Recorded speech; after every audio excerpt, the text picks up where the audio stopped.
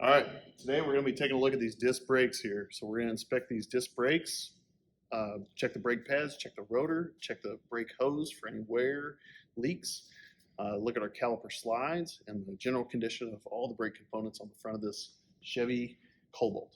So here we go.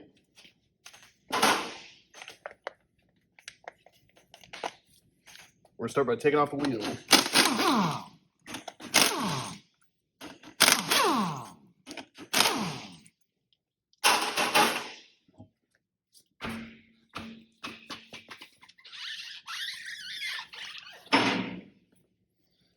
So once we get the wheel off, we're going to take a look at our rotor and our brake pads. So we're going to inspect anything for any unusual wear, anything like that. So once we got that, we're going to go ahead and take these two bolts off for our brake caliper. So we got to get the correct size. Correct size.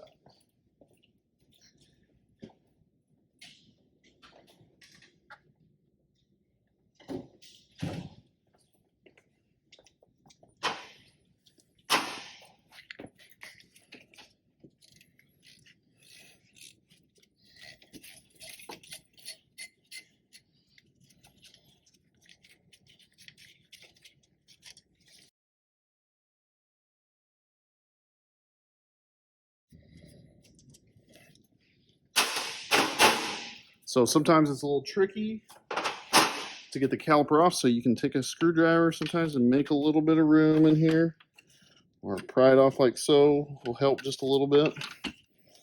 So once we have that off, we're going to check our brake caliper. So this rubber boot here is a dust boot. We want to make sure that's in good condition, no cracks, no dry rot or any weathering. So we want it to be soft and pliable. That keeps contaminants out of the brake caliper piston. So when you have the caliper off, you never want to hang it by the hose. That'll damage the hose. So we're going to use a tool like this or a coat hanger. We want to hang it up like so. So once we get that off there, we're going to take a look at these brake pads. So brake pads should wiggle out. We can check the brake pads, see how thick they are. They can be measured. New brake pads are typically about 10 to 12 millimeters thick. So it gives you an idea how much wear they are so far. So we're taking a look at these. And if you take notice there, the brake pads are different forward or inside to outside. So this one has the brake indicator. This would be a brake squealer or brake scratcher style indicator. So take a look at that. So next off is going to be this brake caliper bracket.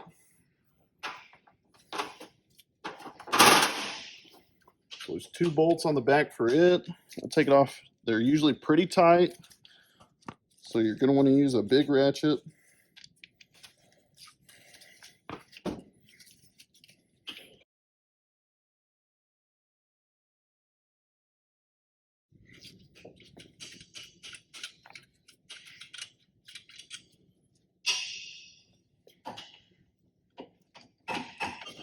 So we're going to take the second bolt out.